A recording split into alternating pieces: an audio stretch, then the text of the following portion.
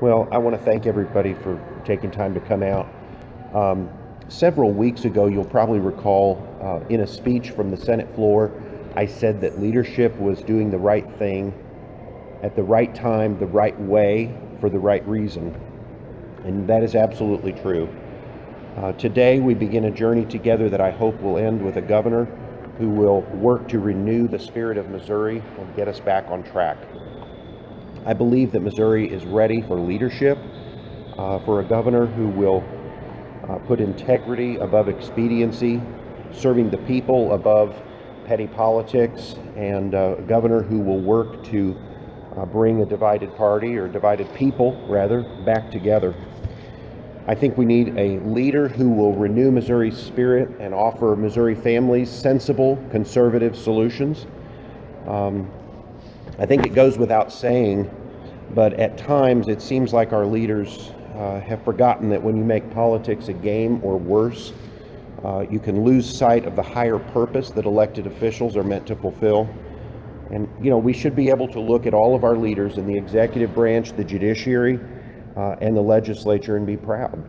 But we've been on the wrong track for too long, and it's really time that we have a governor who will bring people together and bring Missouri back onto the right track. I remember in 1979 when Ronald Reagan said we needed a spiritual renewal. America needed a spiritual renewal, a renewal of the American spirit. He was right then, and we bear witness to that truth again today in our time. We have got to seek a renewal of the Missouri spirit. I want to help renew Missouri's spirit by bringing people together for sensible, conservative solutions.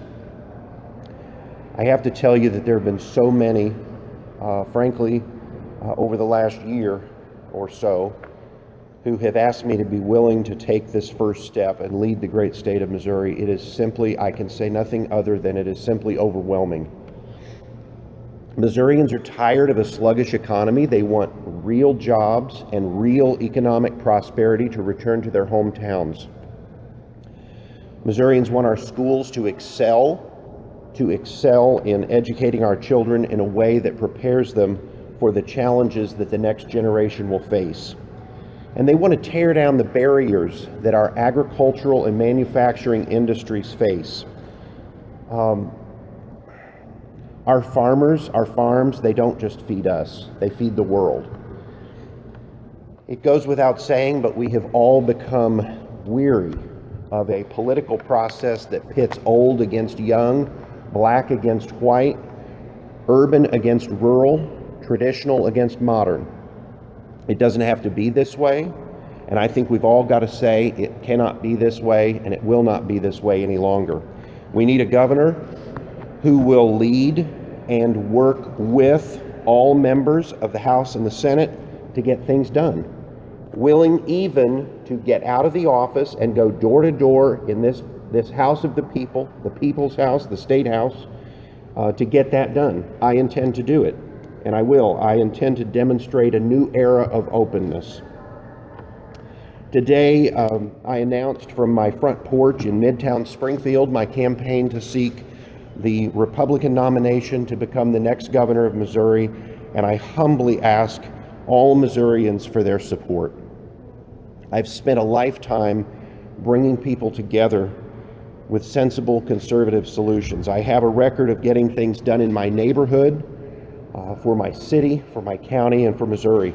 Too often in times of trouble, we look to put people in leadership who lack relevant experience, and sometimes people don't recognize their own limitations. It's true.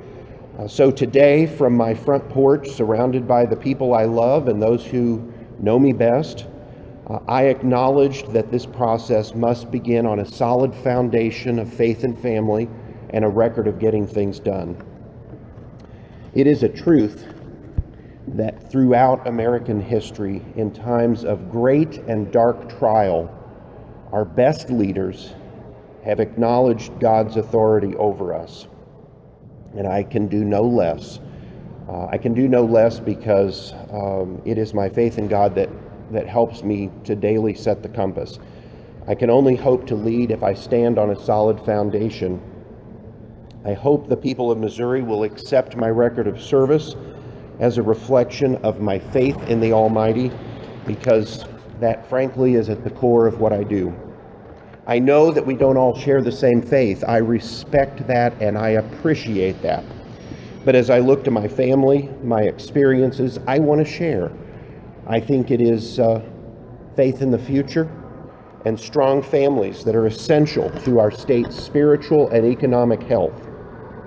I know some Missourians have different opinions than I do on some issues. It's true. I am 100% pro-life. I'm a strong supporter of the Second Amendment. Actually, I'm a strong supporter of the entire Constitution, just for the record. And I've spent almost 23 years supporting traditional marriage. But there is so much more to address, and we're going to do that. Missouri's economic future is driven by moms and dads and others who work long hours in fields, in factories, in offices, in small businesses, in schools, in healthcare, in manufacturing. They work hard to put food on the kitchen table for their families. And that leads me to my next point. Those healthy families and vibrant economy with good jobs are two forces for renewal in our society. Let's get out of the way and do all we can to encourage them. That's my belief. The government needs to respect fathers and mothers who are capable of raising their own children and clear the path for parents to educate and raise their children in a way that fits with their values. You know, in the best of circumstances, the two parents who lovingly brought kids into this world raised their own children in safe neighborhoods and in vibrant communities. But in the worst of circumstances, the reality is children face abuse, neglect, and hardship. And it's for this reason that I've brought people together over the years to protect families and children from criminals who would abuse them sexually and prey on them from the shadows of cyberspace. And it's also for this reason I worked with my colleague and my friend, Senator Jolie Justice, to shepherd the first reform of the entire state criminal code in 35 years through the legislature. Financial hardships for parents, and yes, sometimes ill-conceived choices, are a fact of life. When more and more children are not born into healthy two-parent families, it puts pressure on the entire fabric of society. And if elected, I will do more to encourage fathers to take care of the children they bring into this world. One thing that almost every father wants is a good paying job. We need to clear the path so Missouri businesses can create those jobs. And I must say, we need to clear the path so that folks can leave what often becomes the captivity of state systems and enable folks to move from the dole to the payroll. And frankly, imagine this, even entrepreneurship. I think that is the vision that we need when we're talking about renewing the spirit of Missouri. We must cut government red tape and reduce the seeming labyrinth of regulation and bureaucracy so that current businesses can thrive and prosper. And new innovation can spring up and create new services, new products, and new jobs. Others talk about doing that. I've done it. This process began 3 years ago when we passed my bill establishing the first ever top to bottom review of all state regulations. And that process is going on right now. And just last week, my bill to eliminate numerous boards and commissions from state government became law. So I guess I would say been there, done that. But I'm going to continue to seize every opportunity I can to promote good government, reduce bureaucracy, and streamline the operations of state government. It's not only parents who shape and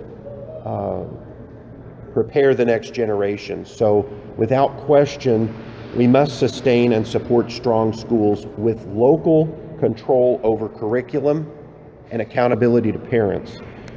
And I have to say, we have some incredible teachers. I think the best thing we can do is untie their hands and let them teach. It's time we have someone in the governor's office who can put our state's families and economic needs first who can bring people together from all walks of life, business leaders and employees, teachers and parents in our schools, city people and country folk, all working together for good. I know there are those who will seek to divide us. Frankly, they already have tried. But I believe that we can still bring people together. I know we can because I've done it, and I'm going to keep on doing it. So let me just say in closing that in this race for the Republican nomination for governor, I am 100% committed to renewing Missouri's spirit and bringing Missourians together for sensible, conservative solutions. And of course, our website just went live this morning. There is a bit more information coming on that website. It's bobdixon.com. And we do also have a just released campaign launch video on there as well. So I would encourage you to take a look at that. Thank you again, all of you, for coming out and visiting with us here at the state capitol. And I'll tell you what I told the folks in Springfield. I hope to see all of you again in a year or so from the front porch of the governor's house. Thanks very much. And I'll be happy to take questions. You're going to be one of at least 7 Republicans seeking the same job. There might be more. What sets you apart? Why should voters in the Republican primary 13 months from now choose Bob Dixon instead of one of the others? Well, thank you, Bob, for that question. You know, the Republican Party, frankly, is fielding candidates that are the cream of the crop. They have experience and a great record of service in the military, in business, and also in agriculture. And I have a record of getting things done on the things that they hope to do. And I'm going to talk about that. And renewing Missouri's spirit, I think, is paramount to what we're really talking about. And I just trust that the citizens of Missouri will accept my record of accomplishment as an indicator of what we can get done in that office. It's a long road to face those other 6 candidates, those other 7 candidates, and then if you are victorious there, then to face presumably Chris Coster to reach the governor's office. What's your plan to win that? Well, I will tell you, I'm aware that it's no small task. This is a grassroots campaign, there's no question about it, but I have a record on that too. Every campaign I've ever run has been a grassroots campaign. The odds have almost always been against us, and I have to say I was overwhelmed by the turnout of support in Springfield this morning. Everyday citizens coming up, some handing me unsolicited contributions. I did not make an ask for finances at that kickoff. This campaign is about the people of Missouri and renewing our spirit, and I think that people are crying out for leadership. You say that, but Jay Dixon won office twice on some of the largest margins in history. He got more votes in both elections than the Republican candidate for governor on the same for president on the same ballot. In years that Republican candidate did better than the Democratic candidate, President Obama. So Jay Dixon clearly was popular with the voters, and yet you and some of the other candidates have talked about a lack of leadership. Isn't part of the leadership problem the fact that Republicans in the legislature won't talk to the governor? Well, there's no question we need more communication in this building, and mark my word, if I'm elected, we will embark on a new era of openness, and I am going to be more than willing to leave the office and go door to door in this building to work with senators and representatives from both parties to get things done for the people. That is what the people of Missouri want. That is what the governor actually campaigned on in that first campaign. I'm going to do that. One of your fellow senators and now also fellow candidates for governor, Mike Parson, got up on the Senate floor earlier this year and blasted the tone of politics, specifically among the Missouri GOP following Tom Schweight's tragic death. At this point, what can we expect from Dixon campaign? And at any point in time, would you consider a campaign commercial that would target one of your fellow Republicans? Well, I have to say again that the Republican Party is fielding the cream of the crop of candidates. So I want to start out by saying that about all of my fellow Republican candidates. And I mentioned Ronald Reagan this morning in my remarks. I believe it was Ronald Reagan who reminded Republicans of the 11th commandment, and I think it is not only hearkening to that, but also just the way we should treat people. And I want to treat people with respect. This campaign is about bringing people together, not dividing people. At what point did you begin considering a run, decide you were going to run? Well, as I said during my remarks, we've had folks coming up to us for over a year, and I suppose it was toward the end of session that I finally said, okay, we should listen and at least consider it. I had other plans, so toward the end of session, to be frank, and as I said a moment ago before we started, I just returned from a missions trip 2 weeks overseas and returned on Wednesday. So my oldest daughter and I had that planned, and we weren't going to change it. So we decided to, when we decided we were going to make this announcement, we wanted to at least wait and have that done, but toward the end of session. A little over a year ago, I had heard that your family was going to kill you if you ran for another office after your Senate term was done. Obviously, two of them are here now. What kind of bribe do you have to do to change the mind? Well, and let me add, our middle daughter was at the announcement this morning. My oldest daughter couldn't be there. She's supportive, but she started a new job this morning, and of course we told her that was more important. Jobs are scarce. So I do have the support of my family. I wouldn't be doing it if I did not have the support of my family. And I shared with the people of Springfield on my front porch this morning that there is no way I could have accomplished the things that we have accomplished together if it were not for the support of my absolutely amazing wife, Amanda, and our daughters. Their persistence and grace under pressure has been an inspiration to me. You mentioned Senator Justice, working Yes. with her on the criminal code. She also was a backer of changing the discrimination definition in Missouri to include the LGBT community. Is that something that you would consider signing into law from the work to change that definition to include the LGBT community? Well, I think the wise thing to do about any legislation is to wait until it is, I've done this both in the House and Senate when I'm preparing to vote, waiting to see it before me. I would say that about any legislation that would happen to land on my desk. But let me say this about that issue. I think it's a sad day when we have to have laws to tell us to treat people with respect. Clearly, historically, we've had to have those laws or people haven't been treated with respect. That is a truth in American history, and I think that harkens back to the core of my campaign, renewing America's spirit that Ronald Reagan talked about, and what we're talking about today, renewing Missouri's spirit and bringing people together rather than dividing people.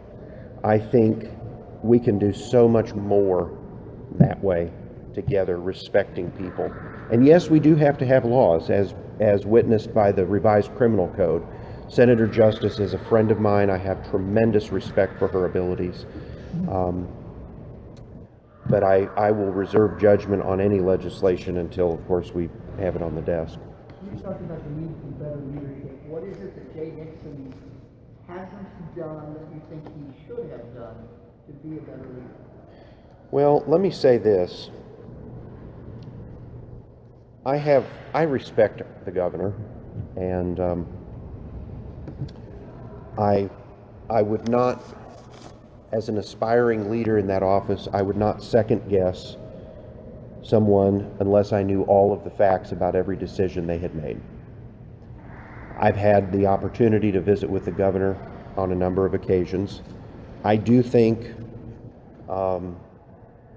being more involved with the legislature throughout the process, you'll all recall that we talked about that in great detail on the Senate floor last year when we did the revision of the criminal code. Communication is essential if you're going to get things done, and critical if you're going to bring people together. So that's, I think, the one thing I would say is, and I will demonstrate that by being willing to get out of the office and go door to door in this building and be more engaged with every representative and senator. I think that's critical. That's what the people of Missouri are crying out for. So who was it who has been calling for you to run for governor? Where do I start? Everyday people, people I wouldn't expect, every walk of life, every profession, frankly, just about every political background. It's been very overwhelming. And as I said, I have said no for over a year. And in the spring, I decided that there were too many and I had to at least be willing to stop, listen, and consider it. And the next step was, that was the discussion my wife and I had. The next step was talking with our girls. We gathered them together. They all, imagine this, they'd all figured out what the meeting was about before we even got together.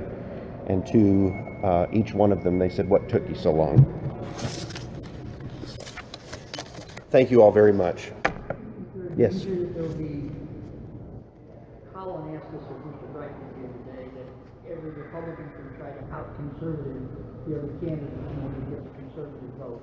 My question is there a danger that you get too conservative and you lose the rest of the state and you give the election to Mr. Coster or whoever runs on the Democratic side? Well, to answer that very directly, I'm just going to be who I am and who I've always been. What I've said today squares with every vote I've taken and the way I've treated my colleagues in this building on both sides of the aisle. And I'm just going to keep on doing what I've been doing. And I would humbly ask the citizens of Missouri to consider my record as a reflection of my service to them, and I would ask for their support.